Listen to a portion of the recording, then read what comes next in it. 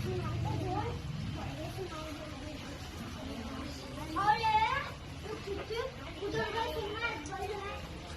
యొక్క విషయం పైన టౌన్ పోలీస్ స్టేషన్ వరకు ఎస్హెచ్ఓ గారికి కంప్లైంట్ చేయడం జరిగింది. ఖచ్చితంగా ఈ డిపార్ట్మెంట్ వారు తగిన న్యాయం చేస్తారని, వీటిపై ఎఫ్ఐఆర్ బుక్ చేసి ఏ విధంగా ఎవిడెన్స్ లేకుండా ఫాల్స్ స్టేట్మెంట్ ఇవ్వడం పద్ధతి కాదు. ముఖ్యంగా దీన్నంతా పెంచి పోసినటువంటి వైఎస్ రాజశేఖర కుమారుడు అనేటువంటి ప్రస్తుత ముఖ్యమంత్రి జగన్మోహన్ రెడ్డి గారు ముఖ్యంగా దీని వెనుక ఎవరున్నారో మాకు అందరికీ తెలుసు. కాబట్టి మీరు ఇలాంటి ప్రచారాలు మానుకొని ఏదైనా ఉంటే మీరు ప్రజల్లోకి వెళ్ళి ఉన్న వాస్తవాలు మాట్లాడండి. వాస్తవాలు లేకుండా అవాస్తవాలు కల్పించుకుంటూ మీరు ఇలాంటి ప్రజలను తప్పుదో పట్టిస్తూ ప్రజలకు తప్పు సంకేతాలు ఇవ్వడము పద్ధతి కాదు. ఎందుకంటే మీరు ఒక ఉన్నత పదవిలో ఉన్నారు.